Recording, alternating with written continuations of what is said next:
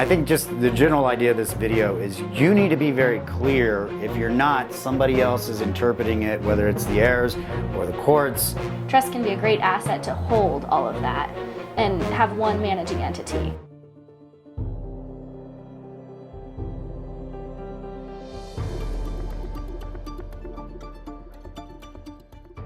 Hi, this is Nathan. Welcome back to Independence Money. Again, we have a special guest, Payton Buhler, attorney at law, registered in the state of Colorado. Today, we're going to hit briefly on trust, revocable, and testamentary, but I'm going to spend a little bit more time talking about how you title your financial accounts or your paper assets. I think in the will conversation, we talked a lot more about the physical things like houses and stuff. So, cool? Yeah. All right, so big thing. I'm a big fan of reviewing your beneficiaries. I mean, when I, as a financial advisor, bring over accounts from other financial institutions or the former advisor, one of the first things I like to check is the beneficiary form. I'm always appalled at what I see. Sometimes there's not one. Sometimes there's just the spouse and there's other kids involved. And then my least favorite is they got it right first go round. They have the spouse and kid number one, but now they've got two more kids and they're nowhere to be found on the beneficiary form. Is that a problem? Yeah, it's a problem. If the kids are adults especially. Minor children have certain rights, but if you're 50 and you have 3 kids that are 30, you're about to disinherit 2 kids unintentionally, presumably. And there's nothing the other 2 kids can do. I mean, the kid that receives it could be like, yeah, I don't really like you anyway, brother and sister. It's my money. It's what dad wished, whether it's what dad wished or not. Beneficiary forms usually trump in that scenario. If the kid that inherited it wants to reciprocate, assuming dad did want it to go to all 3 equally, then you've got gift tax or gift tax returns, which are informational returns. They don't necessarily generate tax, but you still have to do them. You have to chip away your lifetime exemption. So if you have a high value of estate, that could affect the taxes your kids inherit. So just easy solution. Fix the beneficiary forms on retirement accounts, IRAs, Roths, 401ks. Oh, I would say it's more than that, too. I mean, you can do beneficiary registrations on homes, on cars. You can do them on almost anything. I would say check them everywhere. Everywhere. Be super careful and update your estate planning or beneficiary registrations anytime death, birth, marriage, divorce, things like that should always be a life event where you pause and think about how your estate is being handled. I mean, before the filming here, you told me Colorado has a spousal right. So the classic case of your 401k was still titled to your ex-wife. You can claw that back, but it's going to take attorney time. Yeah, so there's 2 things. One, spouses inherently have a stake in your estate. You can't disinherit a spouse. But 2, if you have an ex-spouse listed as a beneficiary or power of attorney, when you divorce, that's automatically revoked in Colorado. I'm not sure about other states, but I spent 15 years in Texas, and I heard of a case, and I didn't verify their laws, but I heard of a case where it did go to the ex-spouse, and there was nothing that could be done. But potentially we have uniform probate and trust codes, so a lot of states are really similar, but I don't know if Texas has adopted them. They're all 50 states, so follow your own state laws, right? So I use these terms kind of interchangeably. TOD stands for transfer on death. POD stands for payable on death. They're the same thing. It's just really the financial institution, what they choose to put on their forms. I'm a big fan of putting those on your bank accounts because in the event of death, your heirs need immediate liquidity. I have seen firsthand experience where I've gotten the heir as a client. He received money from his sister. The estate had no money. The bank rejected everybody's request until 10 months later, the courts finally ratified the letters of testamentary. So luckily, she had a friend that was financially well off, and she paid for her funeral and kept her rent going and her utilities on. But it could be a problem if you don't have PODs or TODs. Yeah, and in Colorado, hopefully it doesn't take that long to get letters, but it can absolutely be a problem. And they provide some creditor protection.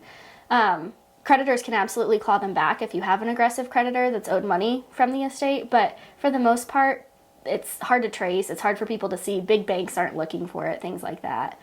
The other thing that I would mention when you're talking about who you're listing is if a child predeceases you, that's another time to reevaluate whether or not you would want their children to take their portion or whether or not you'd want the other children you have to be splitting the remaining value. Yeah, and that's a good point. Because that follows the bloodline, and I think just the general idea of this video is you need to be very clear. If you're not, somebody else is interpreting it, whether it's the heirs or the courts or the attorneys that are, sometimes feuding. I'm a big fan that you need to leave a legacy of organization and orchestration, not chaos and feuding, because that's the time that tears families apart. Talk to me about the house. I mean, I talked about financial accounts like banks. Those are easy. You have a form, but a house is physical property. What do you do with a TOD on that? So the only reasons you have to open a probate in Colorado are if you have assets over 72, I think it's 75 in 2023, $1,000, or there's real property, which includes oil, mineral, stuff like that. You can avoid that real property aspect by executing a beneficiary deed. It looks kind of like a quitclaim deed or a special warranty deed. An attorney can help you draft it. There may be a form online. I never recommend that. Those kind of give me goosebumps, but it's a form. We have people in our office probably 3 or 4 times a week executing those. They're revocable until the day you die, so no one gets rights until you pass away. If you want to sell your house, easy to knock off there. Most realtors know how to do it. They're awesome. The only thing that I've had people that come in that have 7 kids, and what happens is it's just like a TOD. Those 7 people automatically, they co-own that property. And sometimes when you have 7 kids, that's a little bit much for co-ownership, right? It's too many people to coordinate. But people that have 2, 3, 4 kids, it's not a big deal for them to co-own the family residence together. Okay. So let's hit on the subject of trusts here. I'm going to get on the bandwagon here because you're definitely not like this. We are very organized. Like I said, we pulled my family into your office, made sure they know where everything's at, made sure they know who you are and how to get a hold of you. But again, I see a lot of clients, when I request their legal documents, they send me a trust, a revocable trust that they paid an attorney to draft, but the attorney did not follow up with funding or titling. They just had this letter at the back of 36 pages saying, hey, client, you need to change the name of all your assets. And the client didn't do it. I think it's bad practice in the legal world. I see it all the time. So let's talk about trust properly funding and or titling. Okay, so you can create a standby trust, which means the trust is empty until the day you die, and you've listed it as the beneficiary of your will, your bank accounts, all that kind of stuff. So you can still avoid probate, but it has to exist before you can list it as a beneficiary. You can do testamentary trusts. Those don't have money until you die, and then they only spring into action if they're needed pursuant to the will. But then there's what you're probably thinking of, a revocable trust. Don't really provide much creditor protection, but it's kind of like an LLC, but for your life. So you can put anything that you own in there, and then the trust owns it, operates it, uses it while you're alive for your benefit, typically, and then for your heirs' benefit after you die. Very frustrating when I tell all of my clients, make a list of everything you own. Go change it to the name of the trust. And I'll call people and I'll follow up. And I would say 50% of people, you have people that are totally on top of it, and you have people that are not. Most real property, we do the titling, so it's already funded in that way. But as far as follow through, it's incredibly important. Trusts are not only effective if you have follow through. You can still open a probate if you need to get those assets into a trust, but it's duplicative. It's not incredibly expensive or burdensome to do a probate in Colorado. Our office charges $3,500, but why? I mean, if you don't need to, you don't need to, and it's more eyes on what you're doing. If you are someone who doesn't like state oversight, trusts are really nice. So like you'll do a probate for $3,500, but you probably do a trust for that or less. To build a trust, yeah. We don't usually charge over $2,000. Okay, so it's cheaper to do the trust, and then if it's proper titled, then you don't have probate in the first place. And you get the privacy because you don't have the state oversight. Yep. Okay, but you got to fund it. And the same client I'm mentioning with the heir in Texas is she had a brokerage account that wasn't changed to the name of the trust.